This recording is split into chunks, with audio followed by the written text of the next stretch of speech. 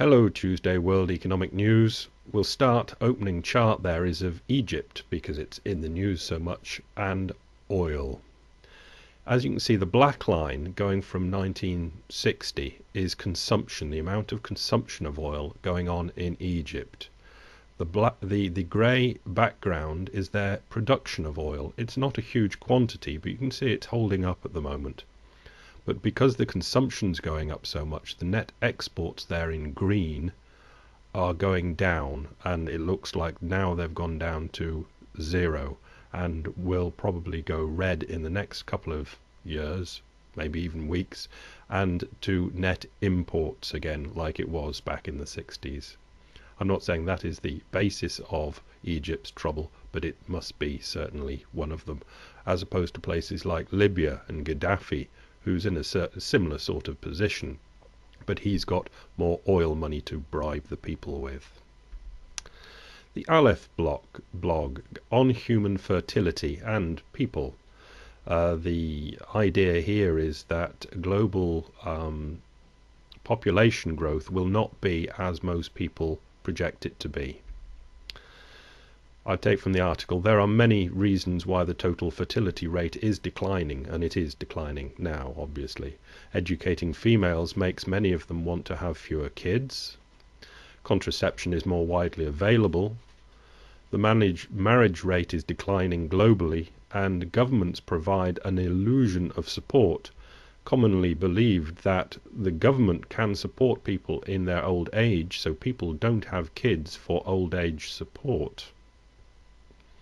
Cruel but true. He finishes with, "It is my assertion that estimates of peak global population will come sooner than most expect and at lower levels." In other words, the global peak of population is going to come sooner, as in 2020, as opposed to 2050, and it's going to be a lower amount. It's not going to be anything like 15 billion or anything like that. It's much more likely to be closer to the figure that we have now at 7 billion.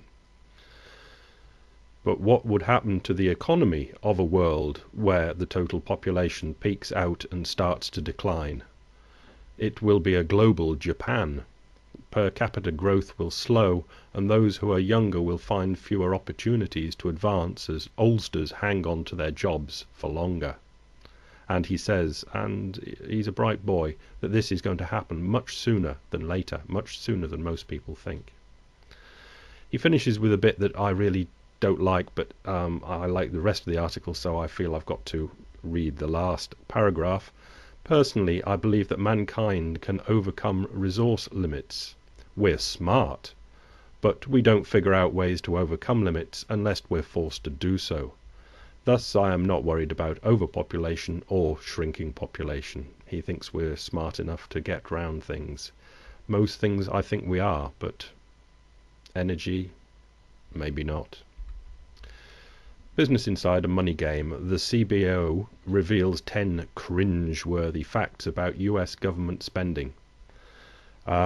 Let's go straight into 3 of them that I've picked out. The first one is 2009's deficit to GDP ratio, because that's finalized, it's kind of buttoned up now, and the 2009 deficit to GDP ratio was the highest in 65 years. It was around 10%, I think, and it hasn't been like that since the Second World War. Government revenues will be only 15% of GDP in 2011, the lowest level since 1950. So going back almost to the Second World War again, government revenues will be only 15% of GDP in 2011. A lot of people, don't want government to be a higher percentage of that, but it isn't, so it leads us to this third one, which is the projected US budget deficit for 2011 is $1.5 trillion. That is $4,808 per person for people in the United States. $5,000, let's say, for old retired people in homes, retired people on the golf course, working people, working mothers, children at school, babies in their cots, all owed an extra, or it was put on their tab, $5,000 last year. It'd be 5 grand this year. It was 5 grand 2 years before that. That's 15 grand. It's meant to be a bit less, CBO forecast, in 2012, but it's going to be 20 grand approximately for every man, woman and child in the United States over that 4-year period. 20 grand. And the question is, who's going to pay it? You know you can't pay it, so you think maybe the rich can pay it, but I've gone on a bit about this and showed this 20 grand. This is just for 4 years, and there's the rest of it to pay as well. The dream that the rich can pay it. Can you now see that 20 grand each person over this 4-year period, over every man, woman and child in the United States? Nobody can pay it. Okay, the rich are more capable of starting to pay it, but it must be understood that it is not going to be paid. Rolled over, etc., but never paid. The opinion pages and Paul Krugman writing a full op-ed in the New York Times. I'll just pull this out because it reiterates what I said yesterday, I think. First of all, inflation in China is China's problem, not ours. It's true that right now China's currency is pegged to the dollar, but that's China's choice. If China doesn't like US monetary policy, it's free to let its exchange currency rise. Neither China nor anyone else has the right to demand that America strangle its nascent economic recovery just because Chinese exporters want to keep the renminbi undervalued. Solidarity, Paul. Forex Live. US dollar to Japanese yen. I'll come back, but he starts off with, if you want a strong currency, get one of the rating agencies to downgrade your country's debt. Get into a deflationary spiral which lasts for years and keep printing money and issuing debt and keep interest rates at zero. Obviously, saying that if you want a strong currency, it points that the Japanese yen is strong after all those things have happened. Let's go and have a look at that with a St. Louis Fed chart. St. Louis Fed chart going back to 1970 of the Japanese yen US dollar currency rate. And all those downgrades that Forex Man was talking about have happened since 1995. Now I mention that because the rate at the moment, a US dollar Japanese yen, is 80. In 1995 it was 80. Things have happened since, it's been up and down, but basically from now to 1995, 80 to 80. But as you see on the chart, it goes back to 1970 and the Nixon window closing for gold and general currency float, when it started then at 360. Now it was going down, but then hit the it would be the Plaza Agreement in early 70s that pushed it down that first cliff, and then the Louvre Accords has pushed it down even further. So it's come down from 360 to 80 in 1995 and still is at 80 now. Moving on. Guardian Co UK. Blackstone eyes UK firms after raising a massive $15 billion war chest. Now Blackstone are private equity type outfit. Now they've got this war chest of 15 billion. They say they're looking at UK firms, but they'll be looking at firms all over the world. And it's a huge war chest of people wanting to do more with their money because they can't do much with it just in a bank. So they want Blackstone to go out and do this asset stripping and buying things fire sale prices and make lots of money for them. All this private equity works extremely well, loading companies up with debt, and it's a tricky old do, but it basically works very well in go-go economies.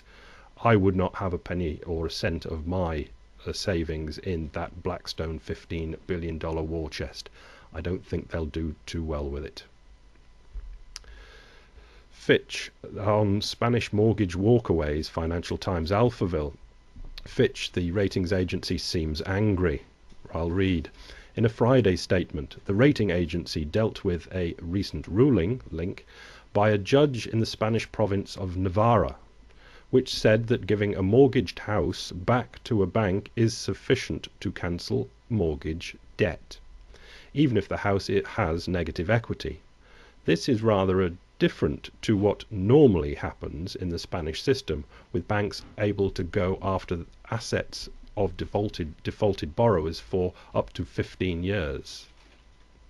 You know, they can chase them for everything. They default on their mortgage, they can get everything that they've got and keep chasing them for 15 years for all they can get out of them for those 15 years. We go on with Fitch's anger, quoting, "However, if the appeal is unsuccessful, so obviously it's going to go to a higher court, it would create an important and material precedent, which would potentially force Fitch to review its current assumptions on the Spanish market." And that Spanish market is the Spanish government coming in behind the banks and trying to help out with more taxpayers' money or borrowed money. And obviously, if that judgment goes against the banks, that will be more liability for the Spanish government. Yeah, okay. According to the El País article on this, the judge actually said that the house's fall in value was a direct result of the financial crisis brought about by financial mispractice. And furthermore, it was morally repellent that the bank would ask additional money from the borrower.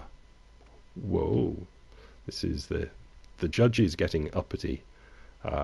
Could well get slapped down by higher authorities when it goes to the appeal, methinks.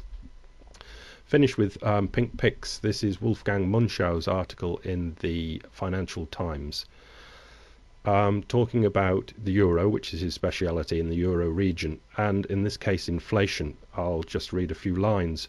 "But higher food and energy costs are not even the biggest problem. A clearer and more present inflationary threat would be an overheating German economy at a time when peripheral Europe is in a depression."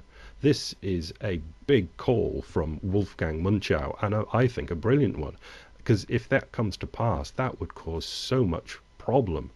And it could well come to pass that the Germans' economy is doing extremely well, and normally its currency would appreciate, but it uses the same currency that the Greeks and the Irish do. So they would really be looking for interest rate hikes now to keep inflation down in booming Germany. And if the central bank, the ECB, goes along with raising interest rates just to pull down inflation in the German economy, that would make for very big fireworks. Certainly one to watch. Okay, that's the end of that. See you tomorrow.